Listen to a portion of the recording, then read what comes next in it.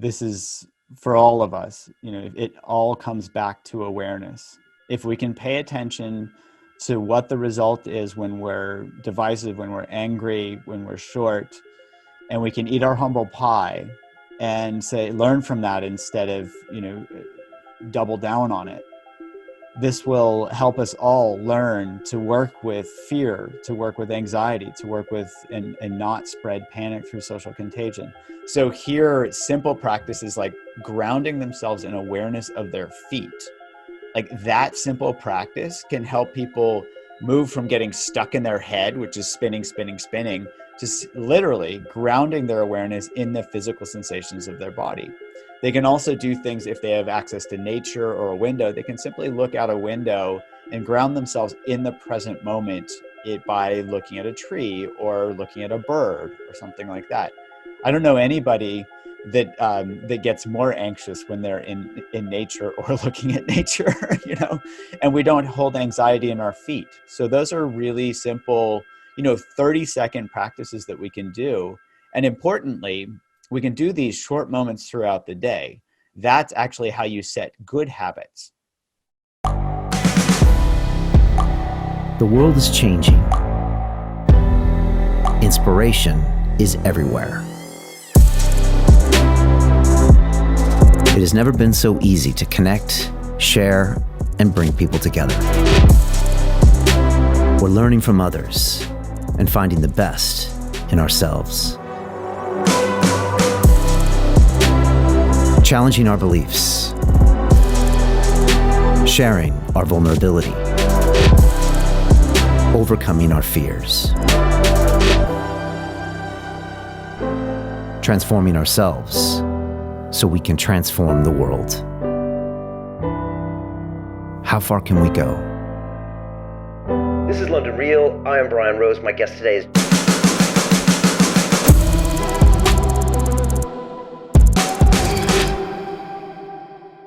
This is London Real. I am Brian Rose. My guest today is Dr. Judson Brewer, the American author, psychiatrist, and behavioral neuroscientist. You are the Director of Research and Innovation at Brown University's Mindfulness Center and a research affiliate in the Department of Brain and Cognitive Sciences at MIT. Right now, the world is gripped by the COVID-19 pandemic and global lockdown, with over 1 billion people confined to their homes in order to stop spreading the deadly coronavirus. Economic recession is all but certain, and personal anxiety and panic is running high. You specialize in helping people process their fear response and give practical advice to keep our minds from going out of control. You've trained U.S. Olympic athletes and coaches, government ministers, and corporate leaders, and your work has appeared on 60 Minutes, Forbes, and CNN. Dr. Brewer, welcome to London Real. Thanks for having me. Great to have you here. Just to update us all on what the stats are, the last time I checked, we've got over 540,000 cases of the virus, over 24,000 deaths in 200 countries, over 1 billion people on lockdown now, stock market's down 30%, and a pending global recession. I guess we're here to ask you, how do we deal with this anxiety? And maybe we even start earlier than that. What is anxiety? And doctor, why are we seeing so many people, I guess, behave in so many strange ways? Yeah, there's lots that we can unpack. Maybe we can just start with some very basic understanding of how our minds work and how our brains work. So I think it's really important for people to understand that fear responses are normal, they're healthy, and they are adaptive. They help us survive. So, if you walked out into the street and you almost got hit by a car, you jump back onto the curb, and that fear response would say, hey, remember, don't do that again in the future. And so we learn, next time I walk to a street, I should look both ways. And there's actually a very simple process called reward-based learning or reinforcement learning that has 3 key elements: a trigger, a behavior, and a reward. The trigger would be you walk up to the street. The behavior would be that you look both ways. And then the reward is that you survive, so you don't get hit by a car. So that's an example of a very standard and basic fear response. Now, that's an old brain system, like survival brain. On top of that old brain, we've layered this new neocortex, this new part of the brain. And that brain is involved in planning and thinking. Now, planning and thinking are both very, very helpful, especially for us these days. We need to plan what we're going to do today, what we're going to do next week. But it's really important to understand that the key element for that thinking part of the brain, it's called the prefrontal cortex, is information. We need accurate information because that prefrontal cortex, it has to simulate what it's going to do in order to plan. And right now, we don't have a ton of accurate information. It's starting to come online, but there's not a lot right now, which is why I think we're seeing a lot of anxiety. Wow, and I see it everywhere. In fact, sometimes it seems the anxiety is more dangerous than the virus. And I know you've talked about how there's kind of these two viruses going on. There's the biological one and this social virus. Can you maybe explain your thoughts on that? Because very few of us as a percentage of the population will probably contract this. And yet, I think it's safe to say all of us right now are being affected by the virus in a social way, right? Yes, there's a thing called social contagion, which is basically just the spread of affect or emotion from one person to another. A simple example of that would be, somebody calls a friend because they're a little bit nervous. They can actually spread that nervousness or fear to the friend. If they go on social media and they see a bunch of people panicking, they could panic as well. The reason that this is so dangerous is that, you can prevent the spread of a physical virus by staying isolated from people, not coming into physical contact. But you could spread a social virus anywhere in the world. Anybody can sneeze on your brain from, halfway across the world. So the more we go on social media and are, especially exposed to people freaking out, the more we're walking into brain sneezes, basically. Now, on the other side is we can also spread the opposite, kind of Purell for the brain or hand sanitizer for the brain by spreading words of, confidence, hope, and also accurate information in the same way. So it's not all just a negative thing. Social contagion can be both helpful and not so helpful.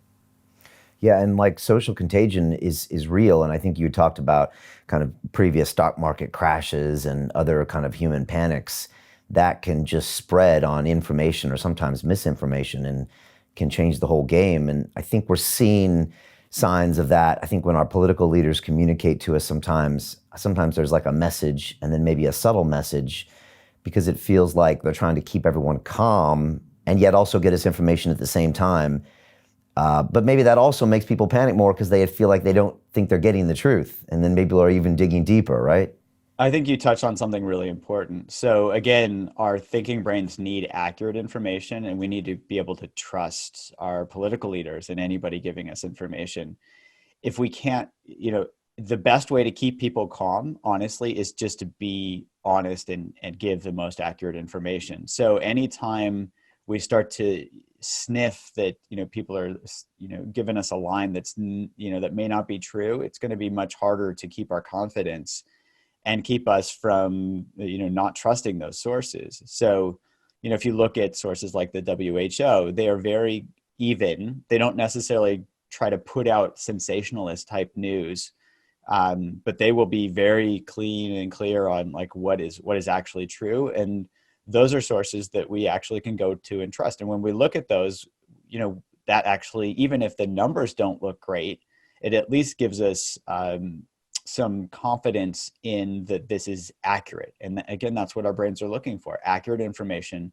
Tell us the truth, even if it's not stuff that we necessarily want to hear, because we're going to have to hear it at some point.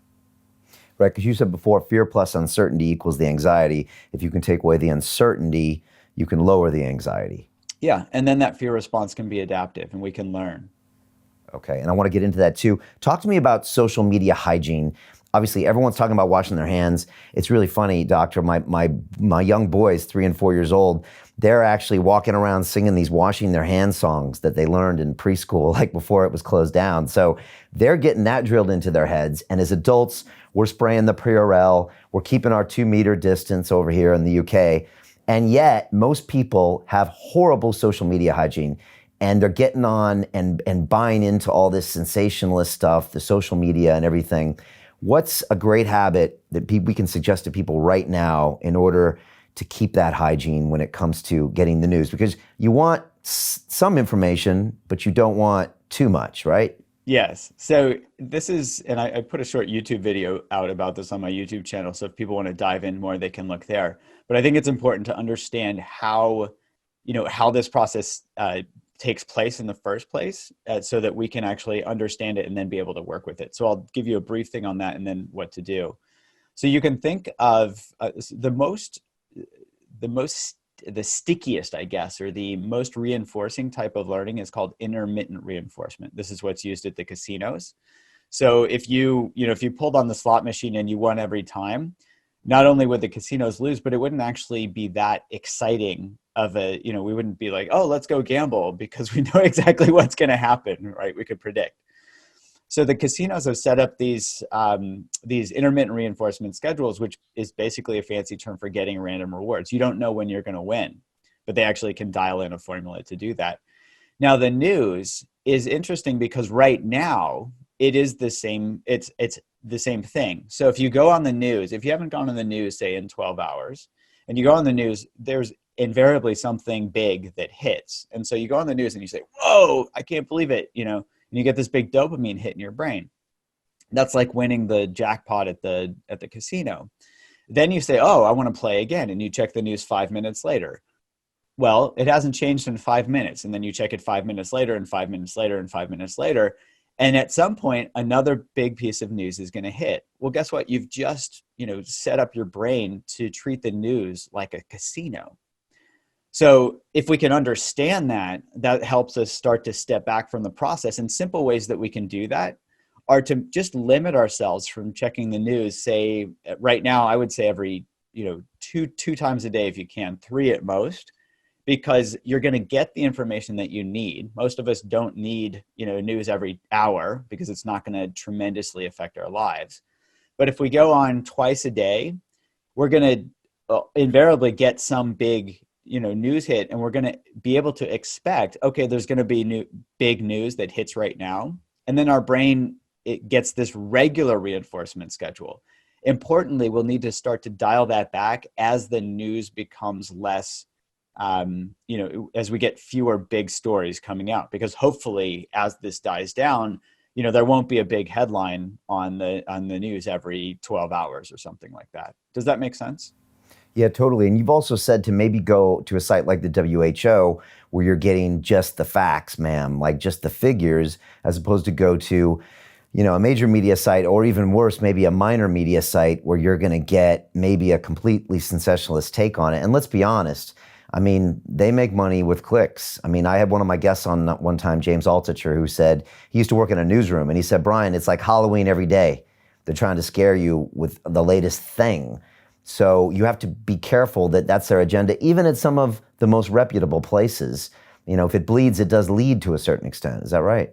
That's absolutely true. This is, in modern times, we now have access to metrics. You can even look at the biggest news sources, the most reputable ones. There's this thing called the newspaper. Maybe you remember what it is. It's a paper, and it was delivered to our door. They couldn't actually track what stories people read when they read them in their homes. And so what they were incentivized to do was to put out the best news and the most accurate news and trust that people would, read the newspaper. Well, now on every single major news site, they can track exactly how many reads each article gets. And some sources incentivize their writers based on how popular their articles are. So you can think of it both within news organizations and then between news organizations, that they're competing for our attention. And they can look at metrics, and they can dive into the data more than they've ever been able to before. So news has moved from, let's just tell you what's going on and not be sensationalist, to, if it bleeds, it reads. And that's an unfortunate reality that's probably not going to go away. It's just something that we need to know about. Yeah, I saw this like last week with the New York Times, where at one point the stock markets were down 9%, which is a massive move. And it showed it on the front page, S&P 500, Dow Jones down 9%, and it was right there. And then the next day, there was a small article a little bit below that where it said stock markets rally, no percentages, no nothing. And I clicked in, and they were up 9%. And I thought, why isn't that on the front page? because it's good news, and the good news isn't leading, it's not bleeding. And I thought, okay, this is what's happening. And so I think what a lot of people are finding right now is they are getting addicted to the media and getting addicted to the fear. And just, you must see this, they're isolated, they got more time on their hands. It masks itself as being connected and informed, but it turns into like this dopamine hit, like you said, and we have to be careful of that, right? We do, especially because the dopamine hits can make it challenging for us to actually think clearly. When it's just like somebody, I have an addiction clinic, and when my patients are really jonesing for whatever their fix is, it's really hard for them to think straight. And if we're just, clicking for news, it's hard for us to actually think straight in those moments. Okay, so prescription for people, just, I actually have an academy, and I put people on what I call a low media diet when I go through one of my programs. And I restrict them actually to an hour a day. And it's something I got from Tim Ferriss's 4-hour work week back in the day. And so do you say to people just like 3 times a day, is that all you're allowed to check the news, and otherwise focus on things you can control, focus on the people around you? Is there a way to prescribe this? Yes. So if I had a prescription pad that I would write out for people, and I actually do this myself, I've titrated. I used to be really addicted to checking the news when I didn't want to write papers or whatever. So I started restricting myself to checking the news twice a day. And then I now have 2 main sites that I look at, and I check each of them once a day. And when I check it, I'm done. So I can check it whenever I want during the day, but when I've checked it once, I'm done. So I'd recommend for people to pick a news source, hopefully a reputable one, hopefully one that's not sensationalist, and set yourself to twice a day, or pick 2 news sources so that you can, diversify your news portfolio, and check each of them once a day. And find something like that works. Don't do it more than that, because it's really hard to remember. And then your brain's going to sneak up on you and say, oh, no, we only checked it once today, or we only checked it twice a day. You have one more time. So our brains are pretty sneaky this way. I would keep it really simple. And really, we don't need to check the news more than twice a day, most of us. So I've been like having conversations with my wife every night, and I'm just, I'm trying to be the voice of reason, and I'm trying to be calm. And that's what I think a leader needs to do in these times. And I'm trying to be logical. But sometimes I'm telling her these things. I'm like, darling, just let's focus on what we can control. Let's look at the numbers. Let's be realistic about this. And sometimes she looks at me like I'm speaking Swahili, right?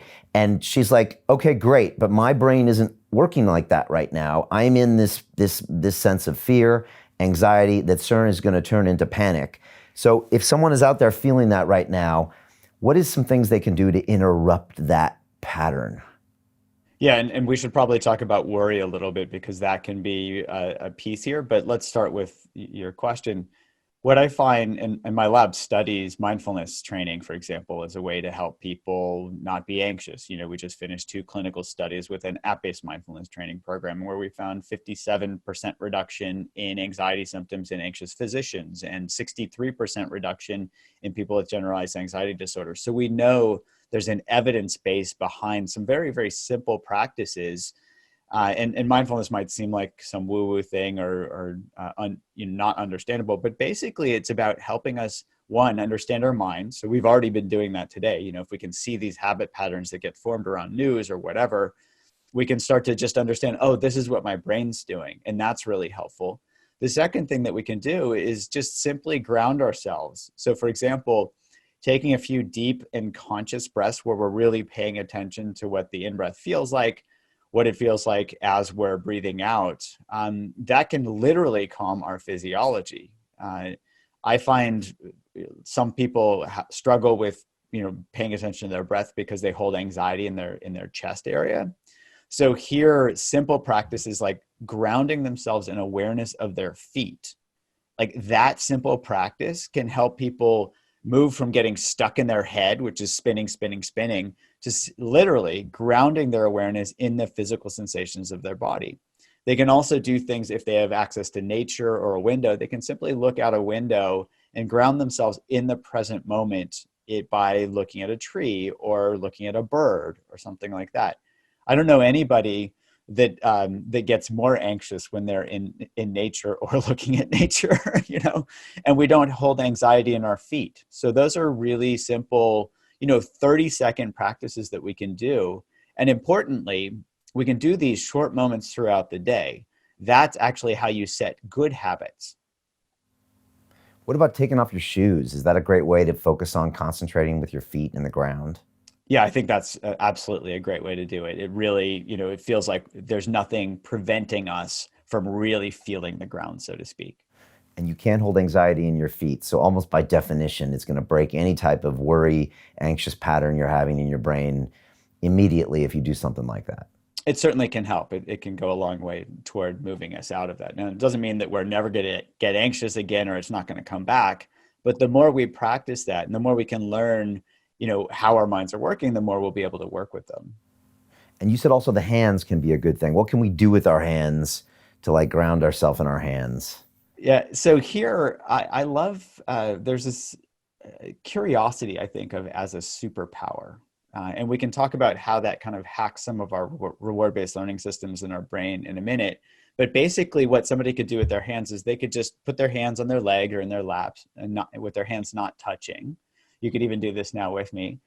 And then just get curious, which hand feels warmer right now? Is it my right hand or my left hand? So which of your hands feels warmer, or do they feel exactly? I think it's my right hand, but I know what you're doing to me right now, and it still's working. So I think it's my right hand. But and what am I doing to you? You got me. I'm not thinking about anything else except my right hand. Yeah. So that's curiosity, and so I think of this mantra. We taught this to the Olympic women's water polo team, where it's like, what's happening? And that drops us into our direct experience rather than getting caught up in, oh no, what's happening? And honestly, curiosity feels so much better than anxiety. And you talk about curiosity, kindness, and then this concept of this bigger, better offer. Maybe you can walk us through this and it's interesting, doctor, because you see a lot of people with mantras that kind of reinforce this stuff. And you see people tending to do these behaviors, but they often don't know why they're doing it, right? So I go to help someone. In Britain, we have the phrase, keep calm and carry on, right? And we've been through some stuff over here. And so there's a history, say in 1940 when bombs are dropping, where there was a mantra for the population before we maybe even knew all the detailed fMRI studies that this was the right thing to do. So there's the wives' tales, there's the old history of what to do, but maybe we didn't know the science behind it. So what is this whole thing about curiosity and kindness, and then what is the BBO? Yeah, so I think of the bigger, better offer as hacking the very basic reward-based learning systems in our brain.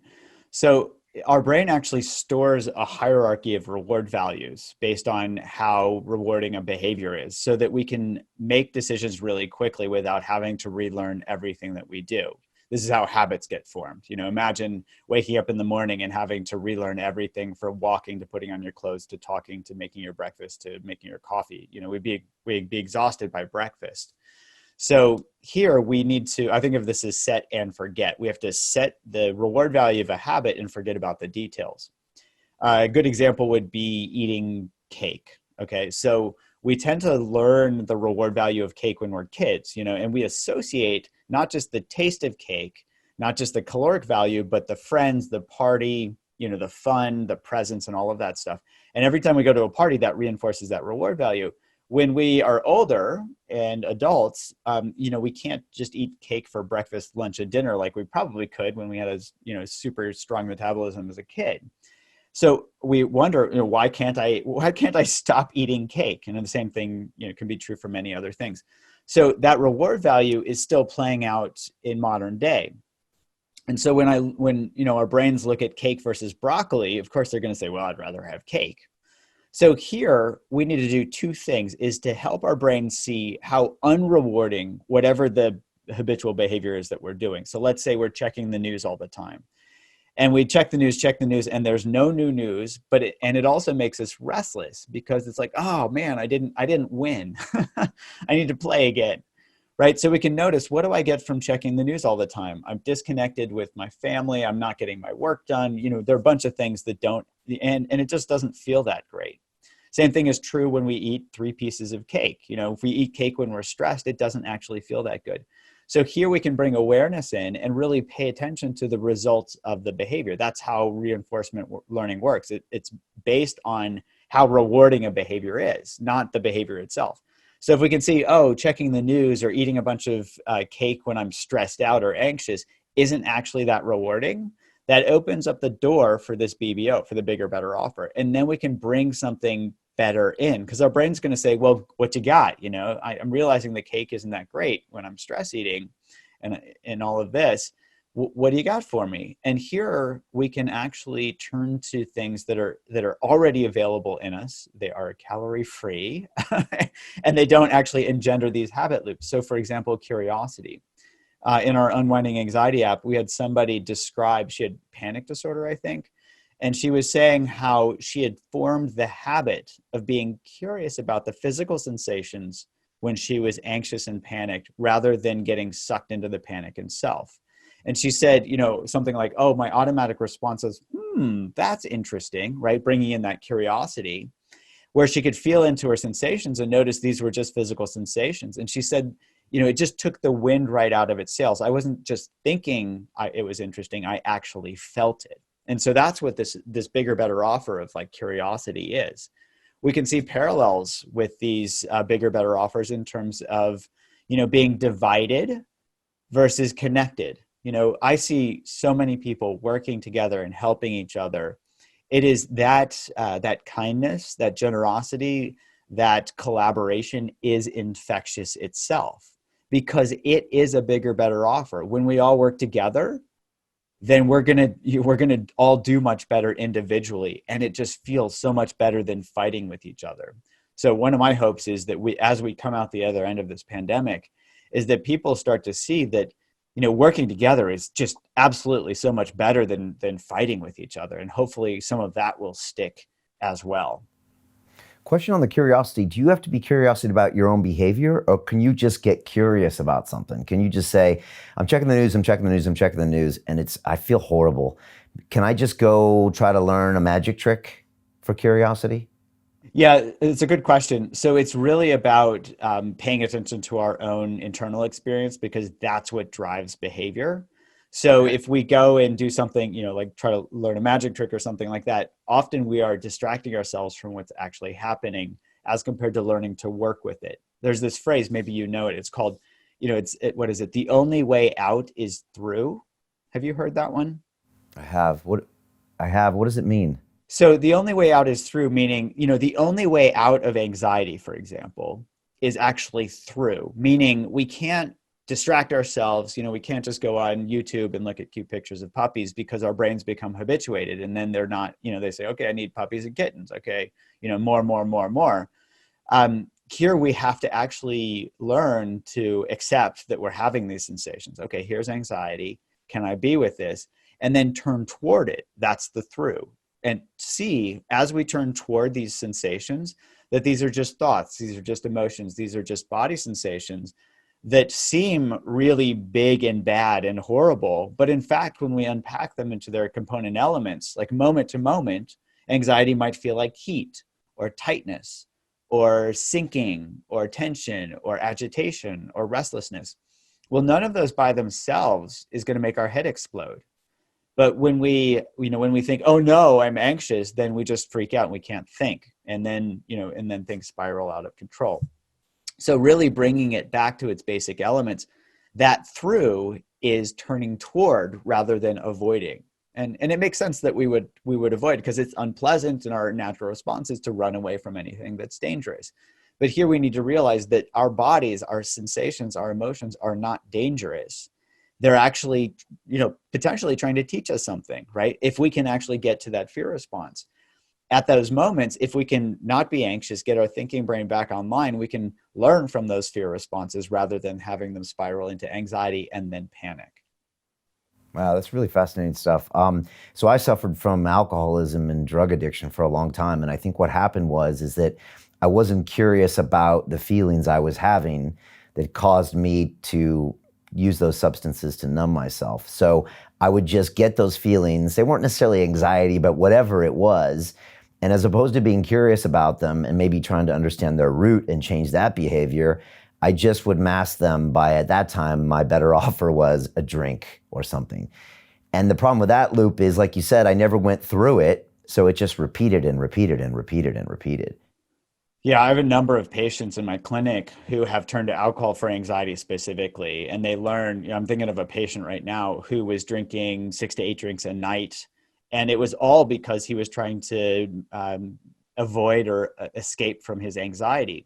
So we first had him map out his habit loops around that. And he realized that he was drinking in order to get rid of his anxiety, but it was just making things worse. His health was bad, all the bad things that come from drinking a bunch every day. And he was able to quit drinking just from seeing that, and also learn to work with the root cause of that drinking, which was his anxiety. And so, if we can see that these are Band-Aids, whatever we're turning to, whether it's alcohol or ice cream or cake or social media, that these are just Band-Aids that might actually just be perpetuating the processes, then we can step out of those. And we can also learn that we can relate to whatever the underlying issue is probably much more easily. And it sounds like, that, well, I certainly see this a lot in my clinic, that can be extremely helpful. Is the bigger, better offer always kindness? Is that always just usually a big win for people if they go there, or are there other bigger, better offers? It depends on what ails them. So, for example, if somebody I see a lot of self-judgment in my clinic and in my app-based training programs, where, especially around eating, we have this Eat Right Now app where a lot of people come because they're overeating, and they really are judging themselves every day, every time they look in the mirror. So if they can step out of, and see that they're judging themselves and that judgment doesn't actually feel very good, they can also then learn, when I'm kind to myself, it feels better. And they can use that as a way to step out. So if there's self-judgment, if there's anger, if there are things like that, that's where the kindness is the bigger, better offer. If there are things like, if there are other issues where we're getting stuck in something else, curiosity might be that bigger, better offer. So there are a number of bigger, better offers. And I see them as, we can develop personalized medicine in that sense and see, okay, what is it that I'm struggling with? What's my old habit? And what do I really need right now? So if it's self-judgment, the treatment would be kindness. If it's really struggling with the feelings of anxiety, it might be curiosity. I'm having flashbacks. I was in New York City for September 11th. And so it's a very similar thing that was going on right now. There's a lot of fear. A lot of people forget we were expecting follow-on attacks. So it wasn't just dealing with a lot of mess and a lot of depression and sadness, but it was also the fear of what was coming next. And, as we saw for the first time ever, the Manhattanites, who are a notoriously callous crew, started banding together and putting American flags up and being super kind to each other. So as humans, we tend to figure this behavior out sometimes on our own, but it's nice to have this real prescription from you to say, you know what, you can do this intentionally today and go into this kindness aspect, right? Right. And all we need to do is really see how much better kindness feels, how much better it feels to be connected, to be kind, than it does, to be disconnected and nasty to each other. Tensions are running high right now. And so I think another piece here is, if somebody snaps at us, instead of just snapping right back, stepping back and saying, okay, everybody's on edge right now. I'm not going to take this personally. And then maybe have that thinking brain come back online and say, oh, this person might need something. What can I do to help? And then that kindness naturally kicks in. Yeah, you mentioned the mindfulness earlier. Like, I'm sticking to my, 20 minutes every morning like I always do. And I think it's definitely helping me just view myself as opposed to just being in my thoughts and a product of my thoughts. If people don't have that mindfulness or meditation practice, are you asking them to start now? Is there a way they can kind of maybe start without going all the way into it? Because some people think they can't meditate. What do you tell people when it comes to that? Yeah, well, I'm smiling for two reasons. One is I spent many years thinking that I couldn't meditate. I'd sweat through t-shirts in the middle of long silent meditation retreats. I'd been able to get into medical school, but I couldn't get my brain to stop thinking and to concentrate. I cried on the shoulder of a retreat manager one time thinking I was a failure. So the other thing I'm smiling about is we learned something really interesting from one of our clinical studies with mindfulness training for smoking, where my hypothesis was that these formal meditation practices like you're describing would be the thing that help people quit smoking. In this study, we got 5 times the quit rates of gold standard treatment for smoking, first off. So it worked gangbusters. And when we started to look at the mechanism, we found that these formal practices, think of it as formal as like sitting down to do meditation or whatever, they did correlate with outcomes, but not nearly as much as what we called informal practices, where people were practicing in the moment. And I had a big aha moment there where I realized, this reward-based learning is set up to help us learn things in context, right? It helps us remember where food is. It helps us remember where danger is, so we can go to the food and avoid the danger. And I realized people don't learn to smoke in my office. So could we actually, package this training and deliver it to them in context? And in context means people are, they're getting in their car and they have a craving to smoke a cigarette because they've associated smoking with driving. So in those moments, that's when they need these practices. And so we took a playbook from some ancient philosophy around short moments many times, like using mindfulness practice throughout the day in people's daily lives. And in fact, that was what drove the effect of this smoking cessation program more than anything else. So what I would recommend for folks, certainly if folks can sit and meditate, for in the morning, or do prayer or do yoga or whatever it is that helps to ground them, that lowers the baseline. So whenever they, something invariably is going to happen throughout the day, their anxiety is going to spike a little bit, whether it's the news or somebody yelling at them or whatever. They won't hit that red line where they start to panic or freak out or add to it if they've got a really nice grounding. What we can also do throughout the day is just to take short moments where we work that down. And the way we can do that is to simply pause, take a moment to ground ourselves in our feet. Do that repeatedly throughout the day. We can also do this, if people are struggling with eating habit loops. They can take a moment to really pay attention as they eat, because they have to eat anyway. And so they're not taking any extra time to do that. If they pay attention as they eat, they can actually see, is this nourishing me, right? What am I eating? Is it healthy? Is it junk food? Am I eating it really quickly, just to get it down? And, and why am I eating it? Am I eating it because I'm stressed out, or am I actually hungry? We just They call finished that mindful eating, I think, right? Yeah, absolutely. We just finished a clinical study actually we have this Eat Right Now app where we have an exercise in the app to help people pay attention first as they're about to eat, and then we have them eat mindfully. And we find if they do this, they can do this as few as 10 to 12 times, and it significantly reduces the reward value of, if they're stress eating or overeating, it reduces that reward value significantly and can predict future behavior. So it doesn't take a whole lot, but it does take, bringing awareness in whenever we're about to check the news, or whenever we're about to stress eat, or whenever we're getting caught up in worry. And that can actually significantly reduce that, that reward value of the old behavior. And that opens that door for what we were talking about, these bigger, better offers. So they can replace these simply by being aware already and noticing these habit loops, but bring in curiosity, bring in kindness, and whatever's needed. Right. And the big ones right now in this current environment are probably going to be checking the news, eating, drinking, or maybe getting angry at people. Like, those are probably very standard triggers people are going with. And if they can just take themselves out and say, okay, why am I doing this behavior right now? Let me be mindful about this practice. Do I need to do this? Be curious about it, and then maybe replace it with a kindness instead. Yes. And I would add to that, one of the biggest things that I'm also seeing is worry. So worry is a unique beast in several ways. One is when we were studying our eating program, people were saying, oh, I'm actually eating because I'm anxious. And I started to look to see if anxiety could actually be perpetuated in the same habitual way as eating. And in fact, there's a lot of research showing this that goes back to the 80s. So in essence, a negative emotion like fear or anxiety can trigger worry as a mental behavior. So it's not just physical behaviors that can perpetuate these things, mental behaviors as well. And that worry would do two things. One, help people feel like they're in control because they are actually doing something. And two, it would distract them from that worst feeling emotion of fear or anxiety itself.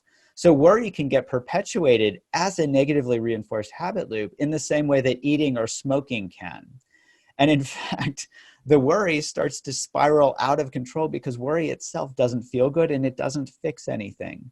So just doing something isn't necessarily doing something helpful. In psychiatry training, what we learned this phrase, don't just do something, sit there. And the idea was, when we're about to reach out with I'm going to give you a great interpretation, it was either about us thinking we had a great interpretation, or it was because we're bumbling around and we don't know what's going on. And so we're going to say something, and generally saying something equals inserting foot in mouth. And so another phrase that was applicable there was, the more you say, the less you know. And that's where the don't just do something, or in psychiatry, don't just say something, sit there. And so it can be really important for us, if we have the urge to do something, whether it's spun out by worry or that doing is worrying itself, to first ask, is this pointing me in the right direction? Now, if we're going to do something and it is helping, connect us or disseminate accurate information or whatever, great. But if we don't step back and look, we might be doing something that's actually making things worse. And that's really important to recognize. And most people are probably in a massive state of worry right now, worrying about family members around the world, worrying about all of this stuff. And it could be overtaking them and changing their behavior. And does it get addictive, the worry, as well? Yeah, it really does. So I think of my definition of addiction that I learned in residency was continued use despite adverse consequences. So if we are continuing to worry and we get on the phone with a family member, I've seen this. We get on the phone with a family member and say, hey, I'm worried about you. I want you to be safe. Well, worrying about them isn't going to make them safer physically. And our worry could become contagious to them, where they're not going to be thinking clearly. They might be reactive, or they might get freaked out themselves and not be able to keep their thinking brain online to do the things that keep them safe. Talk to me about isolation, because this is a whole nother ballgame that people, they just can't be used to. And the funny thing is, doctor, is that I've had a few prisoners on my show, and I had one on recently who spent 10 years in the California penal system, including 14 months in his jail cell without ever coming out. And for him, he's done this before, and so he's putting out lots of advice and thoughts on this, but most of us haven't. What do we need to know about isolation, and what do we need to know about how we can deal with it without freaking out? That's the scientific term. I use that one as well. We're freaking out. So there are a couple of things to keep in mind. One is humans are social creatures by and large. Some outliers there, but generally, we are social creatures. So not being able to interact with each other is really tough. That's why solitary confinement is the strictest and most tortuous, in my opinion, thing that prisons use, because solitary confinement really breaks the psyche. So the second thing to keep in mind, I'm thinking of a study that was published about 5 years ago, where this research group gave people 15 minutes alone in a room by themselves. And so they took away all their social media, they took away all their technology, and just said, sit with yourself, see what that's like. And people thought it was terrible. There was one part of the experiment where people chose to shock themselves when given the choice. They'd rather shock themselves than be alone with themselves. So what that points to is that when we don't know how our minds work, when we haven't trained our minds, it's really hard to be with ourselves, because we're addicted to distraction. Basically, I wrote a chapter about that in my book. We're literally addicted to distraction.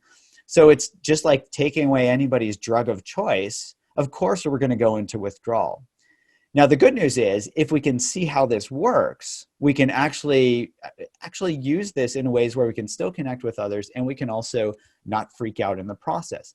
So look at folks like Nelson Mandela, right? A beautiful example of being imprisoned for, I don't know how many years, decades, right? Yeah, 27. So what did he do? He didn't freak out. It didn't break his spirit. He only got stronger. And we see this with many people who actually have the grounding to be able to be with themselves. He made that time very, very productive. And so folks can actually practice things. If they're alone, it's a great time to learn to meditate. There are great online resources. There are books. There are guided meditation. Why not learn to be with yourself now? Because this is one of the rare opportunities people are going to get where they're actually alone. So if it's kind of, if it's kind of forced, and it's really important that we all really socially isolate right now, that's the only way we're going to flatten these curves. So if we're doing this as a public service, we can start to actually play with, what's it like to be with myself? I've not actually done this before. Because we're going cold turkey.